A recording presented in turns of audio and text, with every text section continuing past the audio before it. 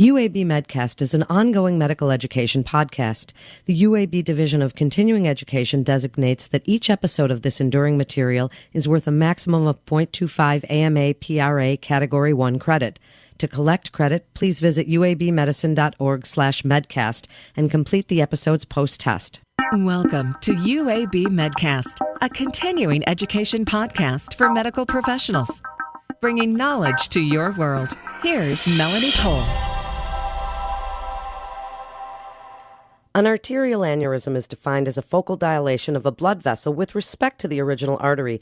The risk of abdominal aortic aneurysm increases dramatically in the presence of certain factors.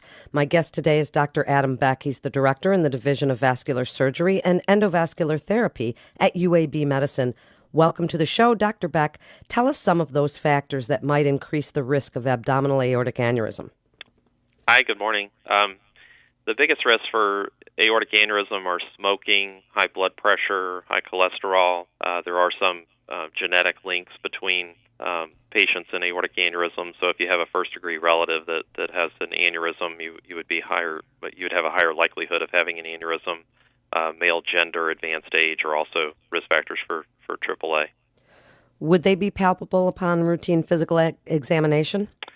Well, it depends on the location of the aneurysm, and of course the size of the patient. As you increase in obesity, the likelihood of being able to palpate the aneurysm decreases. So are they usually asymptomatic until they expand or rupture? Tell us about some of the signs and symptoms. Well, the vast majority of aneurysms are asymptomatic, unfortunately, and the majority of aneurysms that we see are found incidentally on imaging that's performed for some other problem, usually chronic low back pain or people that present with kidney stones and that sort of thing. The signs and symptoms, typically, there aren't any until the aneurysm ruptures, and so we do encourage patients that have a large number of risk factors to be screened. There is a Welcome to Medicare screen that's done at age 65 for men that have smoked over 100 cigarettes in their life, and for people with first-degree relatives. So in the likelihood that an aneurysm will rupture, what is that influenced by? What are some of those factors? Well, it's mostly physics. So the larger the diameter of the aneurysm, there's an increasing tension in the wall gets thinner, and the risk of rupture goes up. And so for a man, the risk of rupture increases right around 5.5 centimeters, and for a woman, right around 5 centimeters. And that's about the time that we start to think about fixing them, depending on a number of other factors, but the risk of rupture for a 5-centimeter aneurysm in a woman and a 5.5-centimeter aneurysm in a man would be about 5% per year. So as an important determinant of the risk of rupture, tell us about expansion rate. Well, there's a little bit less known about expansion rate, so we do take that into account. Most aneurysms that we see in clinic that are 5.5 centimeters in a man, we would proceed with fixing it as long as the patient's risk factors for repair were not prohibitively high. We do take that into account. So if we were following an aneurysm, let's say that presented at 4.5 centimeters and they increased by more than half a centimeter over a 6-month period of time, that would be a more rapid rate of growth than we would expect, and we might, in that situation, fix an aneurysm a little earlier because we do feel that there's a higher rupture risk. Can they also present with complications due to thrombosis or embolization? Speak about those complications. They can. It's actually pretty rare. The aneurysms do tend to collect something called thrombus on the inner lining of the aneurysm, and that's partially due to the flow dynamics through the aneurysm.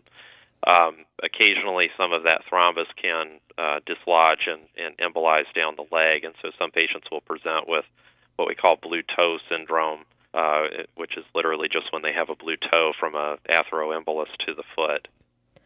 And what about management of an unruptured aneurysm? What do you do? Well, in 2017, we have a lot of in our armamentarium, so we can do minimally invasive or endovascular repair and open repair. Endovascular repair is primarily determined by the patient's anatomy. So when we fix an aneurysm with an endovascular approach, we're essentially just relining the inside of the artery, and so we have to be able to meet two engineering requirements, which is that we need seal and fixation of the device inside the aorta. So we need seal so there's no flow into the aneurysm so that it can't rupture. And then, of course, when we put the device in place, we don't want it to move over time. And so the patient's anatomy has to be amenable to an endovascular repair. That said, we still do open aneurysm repairs in properly selected patients. They will do well from that. And an open aneurysm repair, there's really no magic to it. We have to get to the diseased blood vessel, stop the blood flow through the diseased blood vessel, and replace the diseased portion of the artery. And depending on the patient's risk factors, we still do that. And I would say we probably do open aneurysm repairs in around across the country in about 10 to 20% of patients, depending on their anatomy.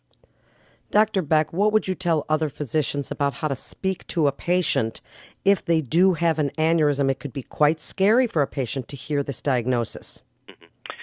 Well, I think you have to put it into the context of of what the risk of doing nothing is. So if we were just to follow the aneurysm over time and to try to mitigate any risk factors that they might have, what would be the risk of rupture over time? And that's, as we pointed out earlier, all based on the diameter of the aneurysm. We have to put it into the context of the patient's other medical conditions and what kind of quality of life they have and what their longevity of good life, or at least what we anticipate their longevity of good life is. And then the last thing is what's the risk of doing something, and that really is within the purview of a vascular specialist to talk to the patient about the risk of the actual operation that they need to fix it.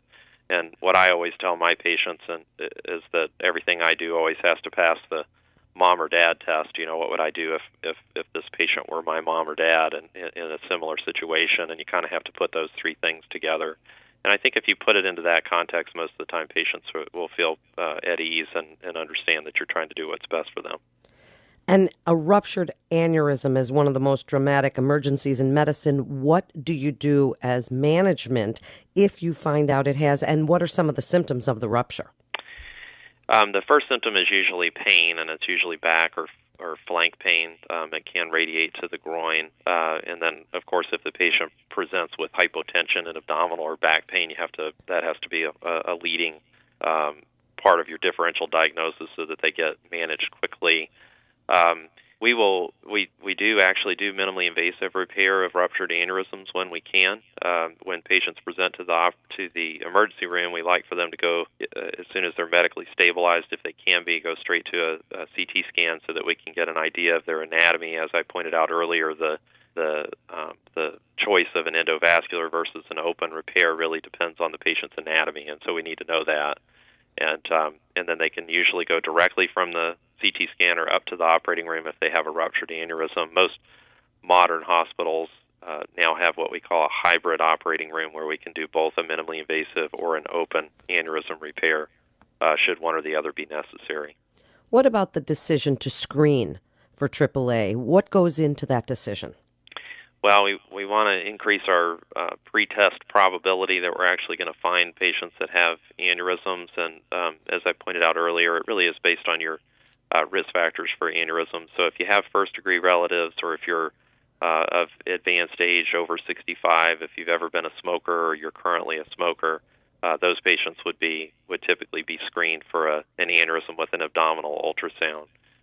Now, some aneurysms are not fully within the abdomen, and an abdominal ultrasound can't necessarily see them. There are no current recommendations for screening for thoracic aneurysms, so those that are in the chest. But if you have a patient that has a strong family history for thoracic or thoracoabdominal aneurysms, then it would probably be reasonable to do at least a chest X-ray, if not a CT scan. And wrap it up for us, Dr. Beck. What would you like other physicians to know about asymptomatic AAAs? What would you like to tell them about managing this clinical presentation? Well, I would say that we have a lot of new tools in our toolbox for fixing aneurysms these days with a minimally invasive approach, and I think a lot of times the physicians that see patients think of the 1980s when the only way we fixed aneurysms was with a big open repair. And they should just consider the fact that we've had a lot of advances in endovascular surgery, and oftentimes, even if they think the patient is prohibitively high risk, it's worth a referral to a vascular specialist just to talk to the patient in the context of their anatomy and their rupture risk. And how can a community physician refer a patient to UAB Medicine? Well, if they have an urgent or emergent referral, they can call the UAB MIST line, the 1-800-UAB MIST line. If they have an elective referral, they just need to give us a call at our office, and we'll get the patient scheduled within a couple weeks usually. And tell us about your team. Why is UAB so great to work with? Well, we have a really great multidisciplinary team here. First of all, we have 5 modern vascular surgeons in our division, and then we have a wonderful operating system within the clinic and the operating room. We have very modern, state-of-the-art hybrid operating rooms where we can do just about anything you can do to a human aorta. And the hospital is very supportive of new advances in medicine. So there's really not, as I said, nothing that we can't do here. Thank you so much, Dr. Beck, for being with us today. You're listening to UAB MedCast, and for more information on resources available at UAB Medicine, you can go to uabmedicine.org/physician.